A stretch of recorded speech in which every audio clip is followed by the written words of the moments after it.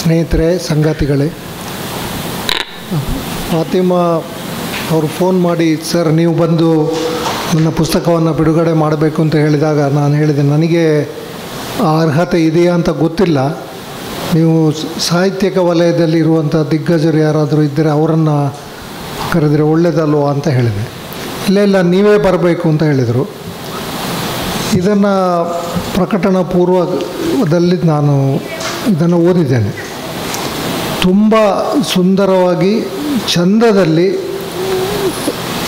ಅವರಿಗೆ ಹೇಳಿದರು, ಇದು ಅವರ ತಾಯಿಯ ಚಿಕಿತ್ಸೆಯ ಸುತ್ತಮುತ್ತ ನಡೆದಿರುವಂಥ ಘಟನೆಗಳನ್ನು ಅವರು ದಾಖಲಿಸಿದ್ದಾರೆ ಅಂತ ಹೇಳಿದ್ದಾರೆ. ಆದರೆ ನನಗೆ ಇದು ಅದಕ್ಕಿಂತ ಎಷ್ಟೋ ಹೆಚ್ಚು ವಿಷಯಗಳನ್ನು ಅವರು ನೋಡಿದಂತಹ ಮತ್ತು ನಮ್ಮೊಂದಿಗೆ ಹೇಳಿರುವಂತಹ ಮತ್ತು ಹೇಳ ಬಯಸಿ ಅದನ್ನು ಎಲ್ಲವನ್ನು ಹೇಳದೆ ಸ್ವಲ್ಪ ತನ್ನನ್ನು ತಾನು ನಿಯಂತ್ರಿಸಿಕೊಂಡು ಎಷ್ಟು ಬೇಕೋ ಅಷ್ಟೇ ಹೇಳಿರುವಂಥ ಅನೇಕ ವಿಷಯಗಳು ಈ ಕೃತಿಯಲ್ಲಿವೆ. ಆದ್ದರಿಂದ ಮೊದಲಾಗಿ ಇದನ್ನು ಲೋಕಾರ್ಪಣೆ ಮಾಡೋದಕ್ಕೆ ನನಗೆ ಅವಕಾಶ ಕೊಟ್ಟದಕ್ಕಾಗಿ ನನಗೆ ಇದೊಂದು ಬಹಳ ದೊಡ್ಡ ಗೌರವ ಅಂತ ನಾನು ತಿಳ್ಕೊಳ್ತೇನೆ.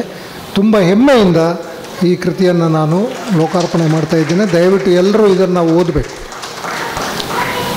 ಮೊದಲಾಗಿ ನಾನು ಅವರ ತಾಯಿ ಆಯಿಷಾ ಅವರು ಇವತ್ತು ಬಂದಿದ್ದಾರೆ ಅಂತ ಕೇಳಿದೆ. ಅವರು ಬರಲಿಲ್ಲ ಅಂತೆ. ಎಲ್ಲರೂ ನನ್ನ ಬಗ್ಗೆನೇ ಮಾತಾಡ್ತಾರೆ, ಬರೋದಿಲ್ಲ ನಾನು ಅಂತ ಹೇಳಿದಾರಂತೆ. ಆದರೆ ಅವರ ತಾಯಿ ಆಯಿಷಾ ಮತ್ತು ಅವರಂಥ ಇನ್ನೂ ಅನೇಕ ತಾಯಂದಿರು ತಮ್ಮ ಮಕ್ಕಳಿಗೆ, ಅದರಲ್ಲಿ ವಿಶೇಷವಾಗಿ ಮಗಳಂದಿರು, ಶಾಲೆಗೆ ಹೋಗಬೇಕು, ಕಾಲೇಜ್ ಕಲಿಬೇಕು, ಸುಶಿಕ್ಷಿತರಾಗಬೇಕು ಅಂತ ಹೇಳಿ ಏನು ತಮ್ಮದೇ ರೀತಿಯಲ್ಲಿ ತಮ್ಮ ಸಮುದಾಯವನ್ನು, ತಮ್ಮ ಸುತ್ತಲಿನ ಸಮಾಜವನ್ನು, ತಮ್ಮ ಬಂಧು ಬಳಗದವರ ಏನು ಅಡೆತಡೆಗಳಿದೆ ಅದೆಲ್ಲವನ್ನು ಕೂಡ ತಮ್ಮದೇ ರೀತಿಯಲ್ಲಿ ನಿಭಾಯಿಸಿಕೊಂಡು ಮೆಟ್ಟಿ ನಿಂತು ಈ ಮಕ್ಕಳಿಗೆ ವಿದ್ಯಾಭ್ಯಾಸವನ್ನು ಕೊಟ್ಟು ಇವತ್ತು ಅವರನ್ನು ಇಷ್ಟೊಂದು ಒಳ್ಳೆಯ ಲೇಖಕರಾಗಿ ಅಥವಾ ವೈದ್ಯರಾಗಿ, ಇಂಜಿನಿಯರ್ಗಳಾಗಿ ಮಾಡಿದಾರಲ್ಲ, ಈ ಎಲ್ಲ ಅಮ್ಮಂದಿರು ನಿಜವಾಗಿಯೂ ನಮ್ಮೆಲ್ಲರಿಗಿಂತಲೂ ದೊಡ್ಡ ಕ್ರಾಂತಿಕಾರಿಗಳು ಅಂತ ಹೇಳ ಬಯಸ್ತೇನೆ. ಆದ್ದರಿಂದ ಮೊದಲಾಗಿ ಕೇವಲ ಕ್ಯಾನ್ಸರನ್ನು ಗೆದ್ದು 17 ವರ್ಷ ನಮ್ಮ ಜೊತೆ ಇರುವುದಕ್ಕಷ್ಟೇ ಅಲ್ಲ, ಈ ರೀತಿಯಾದ ಕ್ರಾಂತಿಯನ್ನು ಮಾಡಿದ್ದಕ್ಕೋಸ್ಕರವೂ ಕೂಡ ನನ್ನ ವೈಯಕ್ತಿಕ ನೆಲೆಯಲ್ಲಿ ಮತ್ತು ನಿಮ್ಮೆಲ್ಲರ ಪರವಾಗಿ ಅವರ ತಾಯಿಗೆ ನಾನು ಅಭಿನಂದನೆಗಳನ್ನು ಹೇಳ ಬಯಸ್ತೇನೆ. ದಯವಿಟ್ಟು ಇದನ್ನು ನಿಮ್ಮ ಅಮ್ಮನಿಗೆ ಹೇಳಬೇಕು.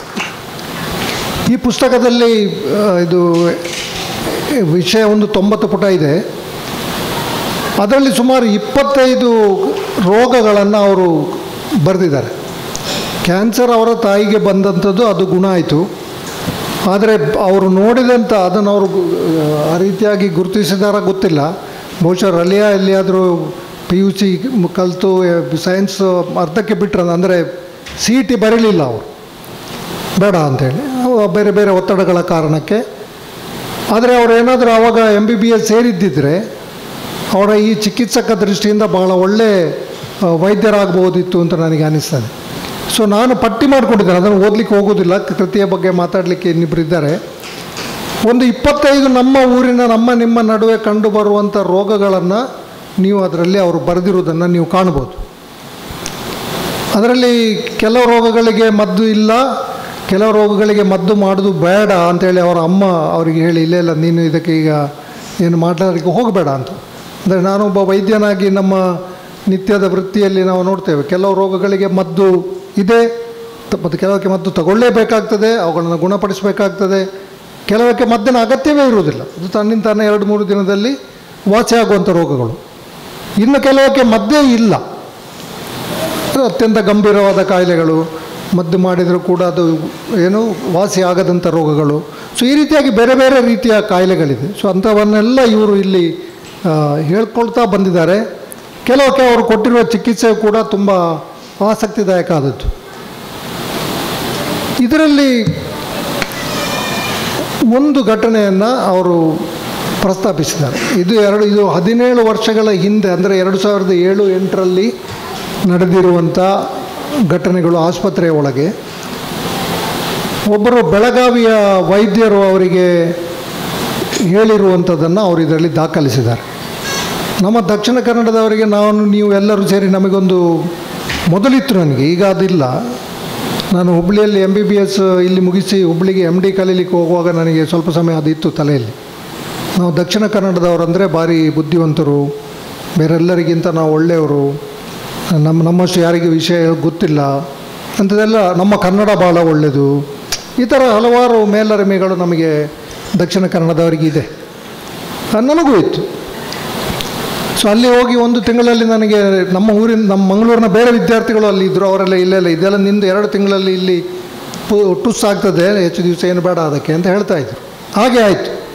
ಅಲ್ಲಿನ ಜನರನ್ನು ನೋಡುವಾಗ ಅವರು ಎಷ್ಟೇ ಶ್ರೀಮಂತರಾಗಿದ್ದರೂ ಕೂಡ ಅವರು ನಮ್ಮೊಟ್ಟಿಗೆ ವ್ಯವಹರಿಸ್ತಾ ಇದ್ದ ರೀತಿಯನ್ನೆಲ್ಲ ನೋಡುವಾಗ ದಕ್ಷಿಣ ಕನ್ನಡ ಏನು ಅಂತ ಆಗಲೇ ಸ್ಪಷ್ಟವಾಗಿ ಅರ್ಥ ಆಗಿತ್ತು. ಸೊ ಬೆಳಗಾವಿಯ ಉತ್ತರ ಕರ್ನಾಟಕದ ಭಾಗದಿಂದ ಬಂದ ಒಬ್ಬ ವೈದ್ಯಕೀಯ ವಿದ್ಯಾರ್ಥಿ ಇವರಲ್ಲಿ ನಿಮ್ಮ ಊರಿನಲ್ಲಿ ಇವತ್ತು ಏನು ನಡೀತಾ ಇದೆ, ನೀವು ವೈದ್ಯರುಗಳೇ ಹಿಂದೂ ಮುಸ್ಲಿಂ ಕ್ರಿಶ್ಚಿಯನ್ ಅಂತ ಕಿತ್ತಾಡ್ಕೊಳ್ತಾ ಇದ್ದೀರಿ, ಇನ್ನೊಂದು 5-6 ವರ್ಷ ಹೋದರೆ ಇಲ್ಲಿ ನೀವು ದಾರಿ ನಡಿಲಿಕ್ಕೆ ಆಗದಂಥ ಪರಿಸ್ಥಿತಿ ಬರ್ತದೆ ಅಂತ ಹೇಳಿದರು. ಮತ್ತು ತನ್ನ ಸ್ವಂತ ಅನುಭವಕ್ಕೂ ಕೂಡ ಅದು ಬಂತು ಅಂತ ಹೇಳೋದನ್ನು ಅವರು ದಾಖಲಿಸಿದ್ದಾರೆ. ಇದು 17 ವರ್ಷಗಳ ಹಿಂದೆ 2007ರಲ್ಲಿ. 2007ರ ನಂತರ 2009ರಲ್ಲಿ ನಮ್ಮಲ್ಲಿ ಪಬ್ ದಾಳಿ ಆಯಿತು. ಆಮೇಲೆ 2012-13ರಲ್ಲಿ ಹೋಮ್ ಸ್ಟೇ ದಾಳಿ ಆಯಿತು. ಇಂಥ ದಾಳಿಗಳನ್ನು ನಾವೀಗ ಪ್ರತಿನಿತ್ಯ ನೋಡ್ತಾ ಬಂದಿದ್ದೇವೆ. ಆದರೆ ಇಂಥ ದಾಳಿಗಳಿಗೆ ಈ ರೀತಿ ನಮ್ಮ ಜಿಲ್ಲೆ ಏನು ನಮಗೆಲ್ಲ ಬಹಳ ಆ ಸಂದರ್ಭದಲ್ಲಿ ಅವರ ಡಾಕ್ಟ್ರ್ ಜೊತೆ ಸ್ವಲ್ಪ ಏನು ಜಗಳಾಡಿದ್ದು ಕೂಡ ಬರೆದಿದ್ದಾರೆ ಅವರು. ಇಲ್ಲೆಲ್ಲ ನಮ್ಮ ಜಿಲ್ಲೆಯನ್ನು ನಾನು ಅಷ್ಟು ಕೀಳು ಮಾಡಲಿಕ್ಕೆ ಬಿಡಲಿಕ್ಕಿಲ್ಲ ಅಂತೇಳಿ. ಆದರೆ ಮತ್ತೆ ಕೊನೆಗೆ ಅವರ ಅನುಭವಕ್ಕೆ ಅದು ಬಂದಿರುವುದನ್ನು ಅವರು ಹೇಳಿದ್ದಾರೆ. 2007-8ರಲ್ಲಿ ಸಣ್ಣ ಮಟ್ಟಿನಲ್ಲಿ ಆ ಹೊರಗಡೆಯಿಂದ ಬಂದಂಥ ಒಬ್ಬ ವೈದ್ಯಕೀಯ ವಿದ್ಯಾರ್ಥಿ ಗುರುತಿಸಿದಂಥ ವಿದ್ಯಮಾನಗಳನ್ನು ನಾವು ಇಲ್ಲಿದ್ದವರು ಗುರುತಿಸಿದ್ದೇವೋ ಇಲ್ಲವೋ, ಮತ್ತು ಅದಕ್ಕೆ ನಾವು ಏನು ಮದ್ದು ಅರ್ದಿದ್ದೇವೆ ಅಂತ ಹೇಳುವಂಥದ್ದು ನಾವೆಲ್ಲರೂ ನಮ್ಮೊಳಗೆ ನಾವು ಕೇಳ್ಕೊಳ್ಬೇಕಾದ ಬಹಳ ದೊಡ್ಡ ಪ್ರಶ್ನೆ ಆಗಿದೆ. ಇವತ್ತು ಪ್ರತಿನಿತ್ಯ ನಮ್ಮ ಜಿಲ್ಲೆಯ ವರದಿಗಳನ್ನು ನೀವು ಓದಿದರೆ ಪತ್ರಿಕೆಗಳಲ್ಲಿ ಅಥವಾ TV-ಯಲ್ಲಿ ಅದು ಎಲ್ಲವೂ ಕೂಡ ಮತೀಯತೆಯ ಸುತ್ತಲೂ ಸುತ್ತುವಂಥದ್ದು. ಒಂದು ಕಾಲದಲ್ಲಿ ಶಿಕ್ಷಣಕ್ಕೆ, ಆಮೇಲೆ ಸಾಹಿತ್ಯಕ್ಕೆ, ರಂಗಭೂಮಿಗೆ, ಆಮೇಲೆ ಎಲ್ಲ ಪರೀಕ್ಷೆಗಳಲ್ಲಿ PUC ಇರ್ಬೋದು, SSLC ಇರ್ಬೋದು, ಎಲ್ಲ ಪರೀಕ್ಷೆಗಳಲ್ಲಿ ರಾಜ್ಯಕ್ಕೆ ಮೊದಲಿನ ಸ್ಥಾನದಲ್ಲಿ ಬರ್ತಾ ಇದ್ದದ್ದಕ್ಕೆ, ಬ್ಯಾಂಕಿಂಗಿಗೆ, ವೈದ್ಯಕೀಯ ಚಿಕಿತ್ಸೆಗೆ ಎಲ್ಲದರಲ್ಲಿ ನಂಬರ್ 1 ಇದ್ದಂಥ ಆರೋಗ್ಯ ರಕ್ಷಣೆಯಲ್ಲಿ ಇದ್ದಂಥ ನಮ್ಮ ದಕ್ಷಿಣ ಕನ್ನಡ ಜಿಲ್ಲೆ ಇವತ್ತು ನಮ್ಮ ಎಲ್ಲ ತಲೆಬರಹಗಳು ಕೇವಲ ಹಿಂದೂ ಮುಸ್ಲಿಂ ದೇವಸ್ಥಾನ ಇತ್ಯಾದಿಗಳಷ್ಟೇ ನಮ್ಮ ಜಿಲ್ಲೆಯಿಂದ ಇವತ್ತು ಸುದ್ದಿಯಾಗುವುದಾಗಿ. ಅದರಿಂದ ಈ ರೋಗಕ್ಕೆ ನಾವು ಆವಾಗ ಅದನ್ನು ಗುರುತಿಸಿ ಮದ್ದು ಕಂಡು ಹಿಡಿದಿದ್ದರೆ ಬಹುಶಃ ನಾವು ಇವತ್ತು ಇಂಥ ಪರಿಸ್ಥಿತಿಗೆ ಬರ್ತಾ ಇರಲಿಲ್ಲ. ಈಗ ರಲಿಯಾ ಬರೆದಿರೋದು ಕ್ಯಾನ್ಸರ್ ಬಗ್ಗೆ.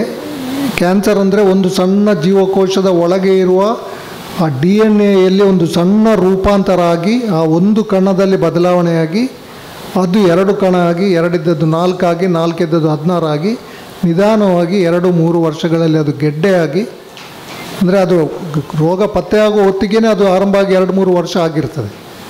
ಆಮೇಲೆ ಅದು ಅಲ್ಲಿಂದ ಸುತ್ತಲೂ ಹರಡಿ ಮತ್ತು ದೇಹ ಇಡೀ ವ್ಯಾಪಿಸುವಂಥ ಒಂದು ಕಾಯಿಲೆ. ಈ ಮತೀಯವಾದ ಅಂತ ಹೇಳೋದು ಕೂಡ ಅದೇ ರೀತಿ. ಒಬ್ಬರಿಬ್ಬರು ಶುರು ಮಾಡಿ ತಮ್ಮ ಸುತ್ತಲಿದ್ದವರನ್ನು ಇನ್ಫ್ಲುಯೆನ್ಸ್ ಮಾಡಿಕೊಂಡು ಅದಕ್ಕೆ ಈಗೀಗ ವಾಟ್ಸಪ್ ಫೇಸ್ಬುಕ್ ಇತ್ಯಾದಿ ಎಲ್ಲ ಕಡೆ ಅದನ್ನು ಹರಡಿಕೊಂಡು ಇವತ್ತು ಅದು ಬಹಳ ವ್ಯಾಪಕವಾಗಿ ಹರಡಿರುವಂಥದ್ದು. ಇದನ್ನು ಹಲವು ಬಾರಿ ಸಂಗಾತಿ ಮುನೀರಲ್ಲಿದ್ದಾರೆ.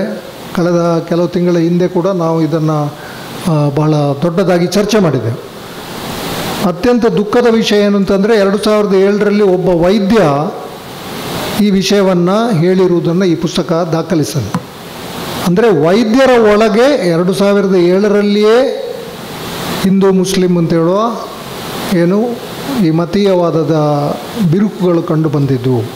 ಈ ವೈದ್ಯರೊಳಗೆ ಅಂತ ನಾನು ಯಾಕೆ ಒತ್ತಿ ಹೇಳ್ತಾ ಇದ್ದೇನೆ ಅಂತಂದರೆ, ನಾವು ವೈದ್ಯರು ಎಲ್ಲ ಮನುಷ್ಯರನ್ನು ಎಲ್ಲರೂ ಸಮಾನರು ಅಂತ ಕಾಣಬೇಕಾದವರು ಅಂತ ಒಂದು ಪ್ರತಿಜ್ಞೆಯನ್ನು ತೆಗೆದುಕೊಂಡು ನಾವು ನಮ್ಮ ವೃತ್ತಿಗೆ ಬರುವಂಥವು.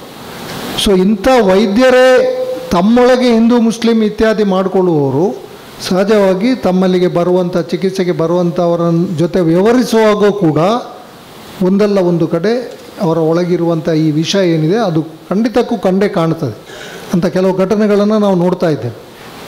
ಆದ್ದರಿಂದ ಈ ರೋಗಕ್ಕೆ ಮದ್ದು ಅರಿಯುವುದರಲ್ಲಿ ಈ ಮತೀಯವಾದದ ಕ್ಯಾನ್ಸರ್ ಏನು ನಮ್ಮ ಜಿಲ್ಲೆಯನ್ನು ಇವತ್ತು ಆಹುತಿ ತಗೊಳ್ತಾ ಇದೆ, ಇದನ್ನು ತಡೆಯುವಲ್ಲಿ ನಾವೆಲ್ಲರೂ ಕೂಡ ಸಕ್ರಿಯವಾಗಿ ಪಾಲ್ಗೊಳ್ಳದೇ ಇದ್ದರೆ ನಮ್ಮ ಮುಂದಿನ ಪೀಳಿಗೆಗೆ, ಇಲ್ಲಿರುವಂಥ ಈ ಮಕ್ಕಳಿಗೆ ನಾವು ಯಾವ ರೀತಿಯ ಸಮಾಜವನ್ನು ಬಿಟ್ಟು ಹೋಗ್ತೇವೆ ಅಂತ ಹೇಳೋದನ್ನು ನಾವು ಆಲೋಚನೆ ಮಾಡಬೇಕು. ಸೊ ಆ ರೀತಿಯ ಚಿಂತನೆಗೆ ಹಚ್ಚುವುದಕ್ಕೂ ಕೂಡ ಪ್ರಳಯ ಬರೆದಿರುವಂಥ ಈ ಕೀಮೋ ಪುಸ್ತಕ ನಮಗೆಲ್ಲರಿಗೂ ಒಂದು ಸಣ್ಣ ಕೀಮೋ ಡೋಸನ್ನು ಕೊಡಬೇಕು ಅಂತ ನಾನು ಹಾರೈಸ್ತೇನೆ. ಇವತ್ತು ನಮ್ಮ ನಾಡಿನ ಅತ್ಯಂತ ನಮ್ಮೆಲ್ಲರ ಪ್ರೀತಿಯ ಮತ್ತು ಸಮಾಜಮುಖಿ ಮತ್ತು ಹೋರಾಟಗಾರ್ತಿಯಾಗಿರುವಂಥ ಬಾನು ಮುಷ್ತಾಕ್ ಅವರಿಗೆ ಬುಕ್ಕರ್ ಪ್ರಶಸ್ತಿ, ಅಂತಾರಾಷ್ಟ್ರೀಯ ಬುಕ್ಕರ್ ಪ್ರಶಸ್ತಿ, ಅವರ ಎದೆಯ ಹಣತೆ ಕೃತಿ ನಿಮಗೆಲ್ಲರಿಗೂ ಗೊತ್ತಿದೆ, ಬಂದಿದೆ. ಅವರನ್ನು ಈಗ ದಸರಾ ಇದನ್ನು ಉದ್ಘಾಟನೆ ಮಾಡೋದಕ್ಕೆ ಮಾನ್ಯ ಮುಖ್ಯಮಂತ್ರಿಗಳು ಮತ್ತು ಸರ್ಕಾರದಿಂದ ಆಹ್ವಾನ ಮಾಡಿದ್ದಾರೆ. ನಮ್ಮವರೇ ಆಗಿದ್ದ ಸಾರಾ ಅಬೂಬಕರ್, ಬಾನು ಮುಷ್ತಾಕ್ ಇವರೆಲ್ಲರೂ ಕೂಡ ಹೇಗೆ ನಾವೆಲ್ಲರೂ ಅವರ ಕೆಲಸದ ಬಗ್ಗೆ ಹೆಮ್ಮೆ ಪಟ್ಟುಕೊಳ್ತೇವೆ, ಸಂಭ್ರಮಿಸ್ತಾ ಇದ್ದೇವೆ. ಇಂಥ ಸುಂದರವಾದ ಕೃತಿಗಳ ಮೂಲಕ ಫಾತಿಮಾ ರಲಿಯಾ ಕೂಡ ಮುಂದಿನ ದಿನಗಳಲ್ಲಿ ಅಷ್ಟೇ ಅಥವಾ ಅವರಿಗಿಂತಲೂ ಎತ್ತರಕ್ಕೆ ಬೆಳೆಯುವಂತಾಗಲಿ, ನಾವೆಲ್ಲರೂ ಅವರ ಕೃತಿಗಳನ್ನು, ಅವರು ಬರೆದಿರುವುದನ್ನು, ಅವರ ಕೆಲಸವನ್ನು ಸಂಭ್ರಮಿಸುವಂತಾಗಲಿ ಅಂತ ಹಾರೈಸ್ತಾ ನನಗೆ ಅವಕಾಶವನ್ನು ಕೊಟ್ಟದಕ್ಕೆ ಮತ್ತೊಮ್ಮೆ ನಾನು ನಿಮ್ಮೆಲ್ಲರಿಗೂ ಧನ್ಯವಾದ ಸಲ್ಲಿಸ್ತೇನೆ. ನಮಸ್ಕಾರ.